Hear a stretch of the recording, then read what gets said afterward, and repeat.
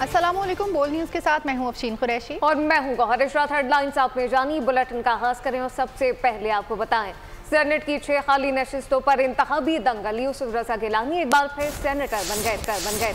इस्लामाबाद की सीट पर पीपी उम्मीदवार को 204 वोट मिले। इनसे भी दोनों सीटें पीपल्स पार्टी ने जीत ली हैं, जबकि सैफुल्ला धारे जो 58, असलम अबड़ो ने 57 वोट हासिल किए। जबकि बलूचिस्तान में पीपल्स पार्टी, नून लीग और JUI को एक एक सीट मिल गई। पीपल्स पार्टी के अब्दुल कद्दूस बसंजो, नून लीग के दोस्तान डोमकी और JUI के अब्दुल शकूर भी सेनेटर बन गए।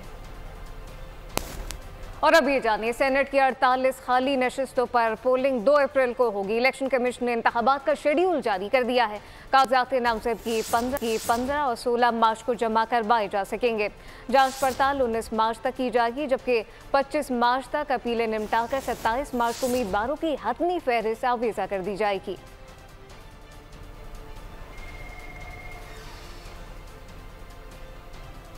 पेशावर हाईकोर्ट ने मखसूस नशिस्तों से मुतालिक सुन्नी इत्तेहाद कौंसिल की दरखास्तें खारिज कर दी। अदालत का कहना था आज़ाद उम्मीदवारों ने ऐसी पार्टी को ज्वाइन किया जिसने कोई सीट ही नहीं जीती। सरबराह सुन्नी इत्तेहाद कौंसिल ने खुद इस पार्टी से इंतखाबात में हिस्सा नहीं लिया। पेशावर हाईकोर्ट का अहम फैसला, मखसूस नशिस्तों से मुतालिक सुन्नी इत्तेहाद कौंसिल की दरख्वास्तें खारिज। 5 रुकनी बेंच ने मुतफ़िक़ा फैसला सुना दिया। बेंच की सरबराही जस्टिस इश्तियाक इब्राहिम ने की। फैसले में अदालत ने करार दिया कि मखसूस नशिस्तें तब मिलती हैं जब सियासी जमातों ने सीट जीती हो। सुन्नी इत्तेहाद कौंसिल ने कोई सीट जीती ही नहीं। दौरान समाअत सुन्नी इत्तेहाद के वकील ने कहा कि पहले PTI से बल्ले का निशान छीना गया, फिर सुन्नी इत्तेहाद कौंसिल को मखसूस नशिस्तों से दूर रखा गया। इलेक्शन कमीशन पार्लिमानी पार्टी और पॉलिटिकल पार्टी में फर्क करने में कंफ्यूज है। इलेक्शन कमीशन के वकील ने कहा ये दरख्वास्तें तमाम असेंबलियों में मखसूस नशिस्तों के लिए हैं। ये दरख्वास्तें अदालत के दायरा इख्तियार से ही बाहर हैं। 0 जमा 0 0 होता है और 0 जमा 1 1 होता है। फॉर्म 47 से भी आगे धांधली का नया तरीकाकार अपनाया जा रहा है। रिकाउंटिंग में आरओ की जानिब से कोई नोटिस नहीं दिया गया। असद कैसर कहते हैं कि कहा गया 20 सीटों को नून लीग को देना है। असेंबली की इज्जत ही नहीं रही, बंदर बांट जारी है। इलेक्शन कमीशन से पूछता हूँ, खुदा से डर नहीं लगता? मुल्क को बनाना रिपब्लिक बनाने की कोशिश मत करें। अगर यही रहा तो मुजम्मत नहीं, मजाहमत करेंगे। चीफ इलेक्शन कमिश्नर को एक टास्क दिया गया है कि कोई तकरीबन PTI की 20 हलकों को जो है ना आपने मुस्लिम लीग नून को देने हैं। इलेक्शन ट्रिब्यूनल बन चुके हैं और उसके मुताबिक जो है ना अभी सारा काम जो है ना इलेक्शन ट्रिब्यूनल को होना है, अगर कानून को फॉलो करना है। लेकिन इसके बावजूद ये इलेक्शन कमिश्नर जो है ना, चीफ इलेक्शन कमिश्नर जिस तरह रवैया रखे हुए हैं, तो मैं तो खुदा से भी कोई डरता है? तुम्हारे अंदर कोई इंसानियत भी है तो कोई भी समझता है कि तुम भी जो ना ये समझोगे कि मैंने कोई इलेक्शन करवाया है। इस असेंबली की तो कोई हम तो एहतजाजन इस असेंबली में हैं, इसको तो भी वो रिस्पेक्ट नहीं रही है। जिस तरह जो है ना बंदर बांट की जाती है, जिस तरह ड्रामा किया जा रहा है, हम मुजाहिमत की सियासत करेंगे, मुजम्मत नहीं, हम मुजाहिमत करेंगे। इस्लामाबाद हाईकोर्ट ने बानी PTI से अडियाला जेल में मुलाकात का मैकेनिज्म तय करके आज ही रिपोर्ट पेश करने का हुक्म दे दिया। सुप्रिटेंडेंट अडियाला जेल का कहना था यौमिया 6 अफराद को मिलने की इजाज़त देना हमारे लिए मुमकिन नहीं। अदालत ने रिमार्क्स दिए कि हुक्म पर अमल नहीं करेंगे तो क्यों ना तौहीन अदालत की कार्रवाई हो। बानी PTI से जेल में मुलाकात से रोकने के खिलाफ दरख्वास्तें, अदालत ने हुक्मनामा जारी कर दिया। जस्टिस अरबाब मोहम्मद ताहिर ने PTI और जेल हुक्काम को मुलाकातों का मैकेनिज्म आज ही बनाने का हुक्म दे दिया। दौरान समाअत अदालत ने सुप्रिटेंडेंट जेल से कहा, आप रोज किसी नए एतराज के साथ आ जाते हैं, आप हुक्म अदूली करना चाहते हैं क्या? वकील शेर अफजल मरवत ने कहा, जस्टिस सरदार एजाज इसहाक खान की अदालत में मुलाकात से मुताल्लिक तय हो गया है। सुप्रिटेंडेंट अडियाला जेल का कहना था यौमिया 6 अफराद को मिलने की इजाजत देना हमारे लिए मुमकिन नहीं है। अदालत ने रिमार्क्स दिए कि हुक्म पर अमल नहीं करेंगे तो क्यों ना तौहीन अदालत की कार्रवाई हो। इस्लामाबाद हाईकोर्ट ने कहा दोनों फरीक बैठकर एक मैकेनिज्म बनाएं और आज ही अदालत को आगाह करें। हसन और हुसैन नवाज की मुख्तलिफ मुकदमात में जमानत के लिए अदालत में पेशी। मीडिया से गुफ्तगू में कहा कि कभी पाकिस्तानी शहीद से इनकार नहीं किया। नून लीग के दोनों साहबजादे 12 मार्च को लंदन से पाकिस्तान पहुंचे थे। फ्लैगशिप अल अजीजिया और एवनफील्ड रेफरेंसेस में जमानत के लिए हसन और हुसैन नवाज एहतसाब अदालत में पेश हुए। दायमी वारंट मनसूखी केस में दोनों की जमानत मंजूर कर ली गई। अदालत ने 50,000 के मचलकों के एवज जमानत मंजूर की। हाजिरी यकीनी बनाने के लिए हुसैन और हसन नवाज से श्योरिटी बॉन्ड्स तलब किए गए। पनामा रेफरेंसेस में हसन और हुसैन नवाज के इश्तिहारी का स्टेटस भी खत्म कर दिया गया। इससे कबल मीडिया से गुफ्तगू में हुसैन नवाज ने कहा, कभी नहीं कहा पाकिस्तानी शहरी नहीं हूँ, मेरा और हसन नवाज का किसी हुकूमत से ताल्लुक नहीं। मैंने कभी ऐसी कोई बात नहीं कही और मैं सिर्फ पाकिस्तानी शहरी हूँ, मेरे पास कोई और पासपोर्ट नहीं, सिर्फ पाकिस्तानी पासपोर्ट। एहतसाब अदालत ने हुसैन नवाज से ये इफ्तिसार भी किया कि आप अब तक पाकिस्तान क्यों नहीं आए थे, जिस पर वकील ने कहा कि इस हवाले से अभी कुछ नहीं कह सकते। कर्जे की आखिरी किस्त देने से पहले IMF ने डू मोर कह दिया। IMF ने रियल एस्टेट सेक्टर, मैन्युफैक्चरर, शोबे और रिटेलर्स पर टैक्स लगाने का मुतालबा कर दिया। पाकिस्तानी हुकाम से मुलाकात में IMF वफ्द ने फर्टिलाइजर प्लांट्स को सस्ती गैस फराहमी पर तशवीश का इजहार किया है। IMF हुक्काम की इस्लामाबाद में वजीर खजाना मोहम्मद औरंगजेब समेत अहम पाकिस्तानी अहदेदारान से मुलाकात। बातचीत में जारी कर्ज प्रोग्राम की आखिरी किस्त की फराहमी पर तबादला ख्याल किया गया। IMF ने फर्टिलाइजर प्लांट्स को सस्ती गैस की फराहमी जल्द खत्म करने का मुतालबा कर दिया। वफ्द ने आलमी मार्केट को कमोडिटी प्राइस मुस्तहकम और पाकिस्तान में नर्ख बढ़ने पर भी तशवीश का इजहार किया है। वफ्द को गर्दिशी कर्जे में कमी समेत मुतादिद इक़दामात पर ब्रीफिंग दी गई। IMF वफ्द 18 मार्च तक पाकिस्तानी हुक्काम से मुज़ाकरात जारी रखेगा। वज़ीर आज़म शहबाज शरीफ से पाकिस्तान में कतर के सफ़ीर की मुलाकात। वज़ीर आज़म ने कहा कि पाकिस्तान को कतर के साथ करीबी बिरादराना ताल्लुकात पर फ़ख्र है। दोनों मुल्क में मईशत, तिजारत और सरमायाकारी के शोबों में ताल्लुकात मज़ीद मजबूत होने की भरपूर सलाहियत मौजूद है। SIFC यकीनी बना रही है कि गैर मुल्की सरमायाकार पाकिस्तान के अहम शोबों में सरमायाकारी के मौके से फ़ायदा उठा सकें। शहबाज शरीफ ने गज़ा में अमन की कोशिशों में कतर के ताउन को सराहा। वज़ीर आज़म शहबाज शरीफ ने चेयरमैन रासा की तकर्री के अहकामात वापस ले लिए। वज़ीर आज़म ने गुज़िश्ता रोज़ ग्रेड 22 के रिटायर्ड अफसर को चेयरमैन अरसा तैनात किया था। वज़ीर आला सिंध ने चेयरमैन अरसा की तैनाती पर तहफ़्फ़ुज़ात का इज़हार किया था। वज़ीर आज़म ऑफिस ने तकर्री की समरी वापस लेने का हुक्मनामा जारी किया।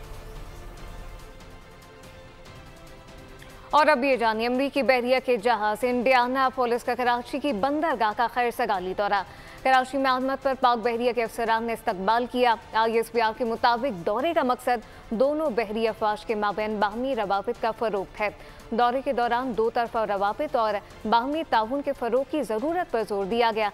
दौरे के दौरान बहरी मश्क़ का इनेकाद भी किया गया, जबकि पाक बहरिया ख़ित्ते की सिक्योरिटी और अमन के लिए हमा वक्त कोशा है। एहतसाब अदालत के जज मोहम्मद बशीर ओहदे से रिटायर हो गए। जज मोहम्मद बशीर 13 मार्च 2012 को एहतसाब अदालत में तैनात हुए थे। उन्होंने साबिक़ वज़ीर आज़म नवाज शरीफ और मरीम नवाज को सज़ाएं सुनाई। उन्होंने बानी PTI और बुशरा बीबी को भी तौशाखाना केस में सज़ा सुनाई। तौशाखाना केस का फैसला सुनाने के बाद वो मेडिकल रुखसत पर चले गए थे। उधर सिटी कोर्ट में नॉर्थ नाज़िमाबाद से दो कमसिन बहन भाई की गुमशुदगी केस की समाअत हुई। अदालत ने दोनों बहन भाई का सेक्शन 164 के तहत बयान कलमबंद करा लिया। बच्चों ने बयान दिया कि घरेलू मारपीट की वजह से घर से गए थे। जुडिशल मजिस्ट्रेट बस्ती ने बच्चों की बड़ी खाला के हवाले करने का हुक्म दे दिया है। खाला को 5-5 लाख रुपए के मचलके जमा कराने की हिदायत कर दी गई।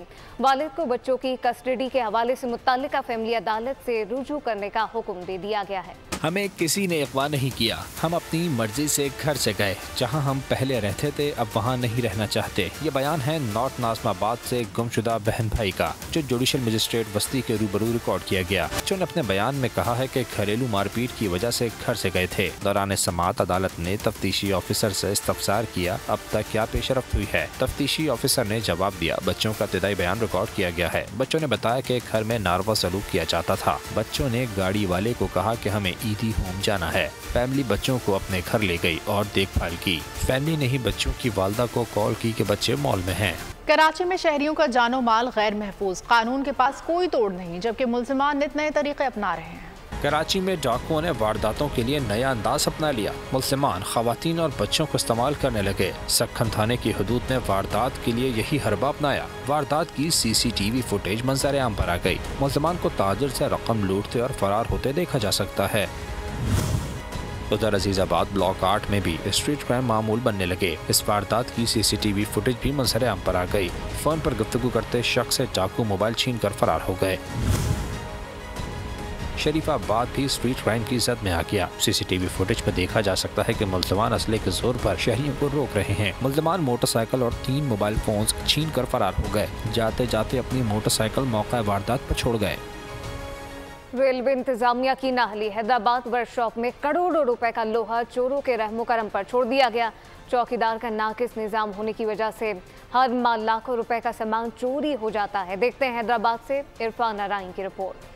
ये मनासिर किसी कबाड़ खाने के नहीं बल्कि हैदराबाद रेलवे वर्कशॉप के हैं, जहां चौकीदार का कोई निज़ाम बज़ाहिर मौजूद नहीं। कीमती सामान से भरा ये वर्कशॉप मंशियात के आती अफराद और चोरों के लिए जन्नत बन चुका है। कीमती लोहा, पटरी हो या सासो सामान से भरी मुसाफिरों माल बरदार बोगियाँ चोरों के रहमो करम पर खड़ी हैं। जितना भी ये माल पड़ा हुआ है, इनको चाहिए कि इसको बेच के गवर्नमेंट अपने इस्तेमाल में ले ले तो आवाम पे कम लोड आए।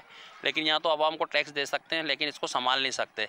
यहाँ चोरियाँ हो रही हैं, नीचे दबा हुआ माल है, मट्टी खोद के यहाँ ये माल खुद दबाया गया इन लोगों ने। रेलवे का माल है, आवाम वैसे खसारे में जा रही है और रेलवे जो इसके ऊपर तवज्जो नहीं दे रही है। इधर गल रहा है, चोर चोरी करके ले जा रहे हैं, कोई रिस्पांस, कोई तवज्जो नहीं है। रेलवे निज़ाम में अरबों रुपयों के असासे संभालने के लिए कोई खातर ख्वाह निज़ाम मौजूद नहीं। अफसरान और मुलाज़मीन की गैर जिम्मेदारी की वजह से इदारे को भारी नुकसान का सामना करना पड़ रहा है। कैमरामैन इमरान राजपूत के साथ इरफान नाराइन, हैदराबाद। पाकिस्तान का शुमार उन ममालिक में होता है जहां तेजी से बढ़ती आबादी को कंट्रोल नहीं किया जा रहा, जो मुल्की मसाइल को भी तेजी से हड़प कर रही है। मुस्तकबिल में ऐसे असरात कितने खतरनाक साबित हो सकते हैं, तफसीलात इस रिपोर्ट में देखिए। आबादी में इजाफा मुल्की वसाइल को तेजी से निकल रहा है। इदारा शुमारियात पाकिस्तान की पहली डिजिटल मरदम शुमारी के मुताबिक पाकिस्तान 24 करोड़ 14,90,000 की आबादी के साथ दुनिया का 5वां बड़ा मुल्क है। क्या कभी किसी ने सोचा है अगर वसाइल ही मुयसर नहीं तो आबादी ज्यादा क्यों है, या आबादी ज्यादा है तो वसाइल क्यों नहीं बढ़ाए जा रहे? ये वो सवालात हैं जो तरजीही बुनियादों पर तवज्जो तलब हैं। इदारा शुमारियात के मुताबिक पाकिस्तान में गुज़िश्ता 6 सालों के दौरान यौमिया 15,500 बच्चों की पैदाइश हुई है। मुल्की वसाइल का तनासुब इस कदर बिगड़ चुका है कि 2040 तक मुल्क भर में मजीद 5.15 मिलियन घरों की जरूरत होगी। 10 करोड़ 40 लाख नई नौकरियां पैदा करनी पड़ेंगी। 57,000 नए प्राइमरी स्कूल ना खोले गए तो शरह ख्वानदगी खतरनाक हद तक गिर सकती है। अगर ये सब ना किया गया तो अवाम को सेहत और तालीम समेत दीगर शोबों में सहूलियात के संगीन फुकदाम का सामना करना पड़ेगा। 16 मार्च से पेट्रोलियम मसनूआत की कीमतों में रद्द-बदल। डीजल 80 पैसे सस्ता, पेट्रोल की कीमत बरकरार रहने का इम्कान है, जबकि ओगरा 15 मार्च को वर्किंग पेपर भिजवाएगा। हतमी फैसला वज़ीर आज़म की मंजूरी से होगा। रमज़ान मुबारक के दौरान हर साहिब इस्तिताअत अल्लाह पाक की खुशनुदी हासिल करने की कोशिश करता है। सरगोदा में एक ऐसी जगह भी है जहां रोज़ाना सैकड़ों मुसाफिरों, मजदूरों और शहरियों के लिए खुसूसी इफ्तार का इंतज़ाम किया जाता है। इस जगह के बारे में जानते हैं मोहम्मद सलमान मौसम की इस रिपोर्ट में। अल्लाह तेरा है एहसान, रोज़े नमाज़ें और कुरान है ये सब रूहे ईमान, नूरे रमज़ान। ये है सरगोदा की जामा मस्जिद गोल चौक अशरफिया। रमजान मुबारक का आगाज होते ही यहाँ मुसाफिरों, मजदूरों, नमाजियों के लिए इफ्तारी का खास इंतजाम किया जाता है। इफ्तारी का एहतमाम 20 साल से जारी है, जिसका एहतमाम शहर के ताजिर मिलकर करते हैं। डिस्ट्रिक्ट खतीब औकाफ वकार अहमद उस्मानी का कहना है कि इफ्तारी का मकसद सिर्फ अल्लाह ताला की खुशनुदी हासिल करना है। यहाँ पे हर रमज़ान मुबारक में तकरीबन 15 साल हो गए ताजिर अहबाब अपनी मदद आप के तहत रोज़े की इफ्तारी का एहतमाम करते हैं। सैकड़ों की तादाद में यहाँ पे रोज़ादार अपने रोज़े को इफ्तार करेंगे। इफ्तारी के एहतमाम में ताजिर बढ़ चढ़ कर हिस्सा लेते हैं। रोज़ाना 400 के करीब अफराद इस जामा मस्जिद गोल चौक में इफ्तारी करते हैं। हम ये लोगों की खिदमत कर रहे हैं इफ्तारी में, रमज़ान में तकरीबन 20 साल से कर रहे हैं। हमारे यहाँ जो होता है वो बिरयानी वगैरह होती है, खजूर होते हैं, समोसे, पकोड़े और शरबत होता है अलग किस्म का। माशाल्लाह बहुत अच्छा एहतमाम होता है। यहाँ पे बिरयानी होती है, खजूरें और समोसे, टिक्कियाँ वगैरह, बहुत अच्छा एहतमाम है। रमज़ान मुबारक के मुकद्दस महीने के दौरान साहिब इस्तिताद अफराद का सामने आना एक नेक और बेहतरीन अमल है। कैमरा टीम के साथ मोहम्मद सुलेमान, बोल न्यूज़, सरगोदा। रिलीफ की मांग करते अवाम को मजीद तकलीफ मिलने का इम्कान। महंगाई की बहती गंगा में डेयरी फार्मर भी हाथ धोने को तैयार हैं। दूध की कीमतों में इजाफे का मुतालबा कर दिया। मुतालबा मनमानी के लिए वजूहात भी पेश कर दी। डेयरी फार्म्स ने सरकारी रेट पर दूध की फरोख्त नामुमकिन करार दे दी। तर्जुमान डेयरी फार्म्स ने मवेशियों के महंगा होने को वजह बताया। गुलाम शब्बीर डार कहते हैं, गाय और भैंस की कीमत 5 से 6 लाख हो चुकी है। माह रमजान में दूध की किल्लत का भी सामना है। ओपन मार्केट में दूध का निर्ख 12,000 मन तक पहुँच चुका है। कमिश्नर कराची दूध की नई कीमत का तयन करें। यही सूरत हाल रही तो शहर में दूध की सप्लाई जारी रखना मुश्किल होगा। महंगाई और दीगर मसाइल ने गाड़ियों की फरोख्त का ग्राफ गिरा दिया। 8 माह में कारों की फरोख्त में 41% कमी आई। देखते हैं ये रिपोर्ट। माशी मसाइल और महंगाई इतनी बढ़ी कि लोगों ने गाड़ियां लेना ही छोड़ दी। रवा माली साल के 8 माह के दौरान कारों की फरोख्त में 41% कमी रिकॉर्ड की गई। पाकिस्तान ऑटो मैन्युफैक्चरर एसोसिएशन ने आदाद-ओ-शुमार जारी कर दिए। जुलाई से फरवरी मुल्क में कारों के 46,417 यूनिट्स फरोख्त हुए, जो गुज़िश्ता साल के मुकाबले में 41% कम है। पिछले साल इसी दौरान 78,575 यूनिट्स फरोख्त हुए थे। रवा माली साल 1300 सीसी और उससे ज़ायद गाड़ियों के 20,373 यूनिट्स फरोख्त हुए। गुज़िश्ता साल ये तादाद 36,999 थी। इसी तरह 1000 सीसी के 4,786 यूनिट्स फरोख्त हुए। गुज़िश्ता माली साल की इसी मुद्दत में 10,291 यूनिट्स फरोख्त हुए थे, जबकि 1000 सीसी से कम पावर के 21,258 यूनिट फरोख्त हुए। गुज़िश्ता साल इसी पावर में तादाद 31,285 थी। ग़ज़ा की सूरत हाल का जिक्र करें। आपको बताएं कि इसराइली फोर्सेस ने ग़ज़ा शहर में खुराक की इमदाद के मुंतज़िर फ़लस्तीनियों पर एक बार फिर फायरिंग शुरू कर दी है, जिसके नतीजे में 6 अफराद शहीद और कम अज़ कम 83 ज़ख्मी हो गए।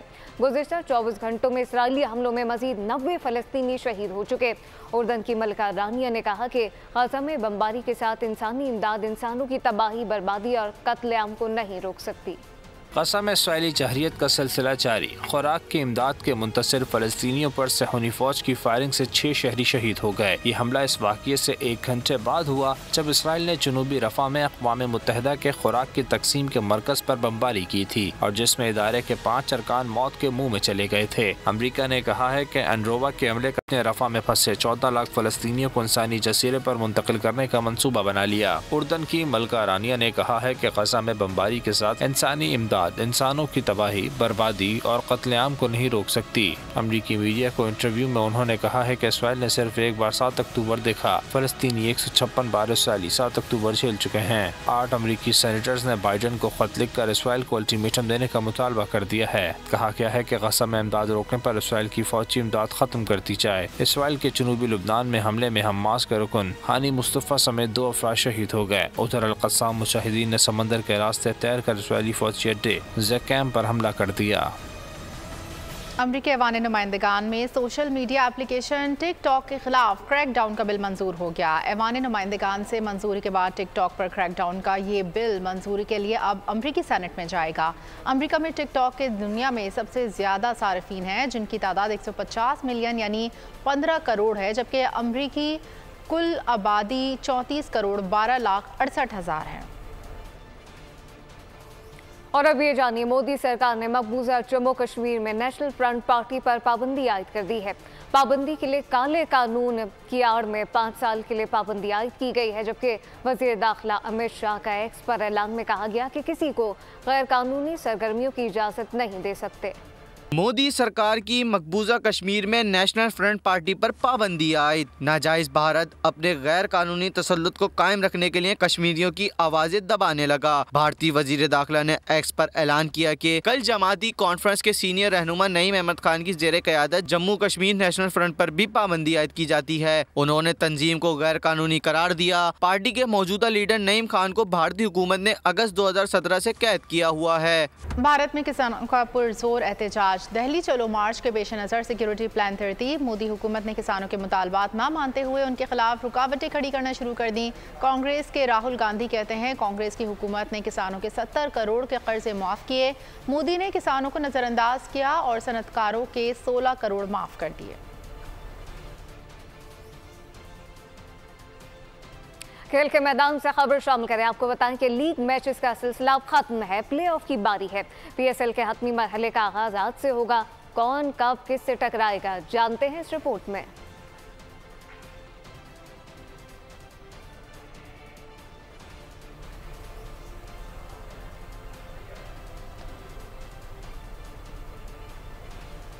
और इसी के साथ बुलेटिन से फिलहाल इतना ही। मजीद खबरों और अपडेट्स के लिए विजिट कीजिए हमारी वेबसाइट bolnews.com और आप देखते रहिए बोल न्यूज़।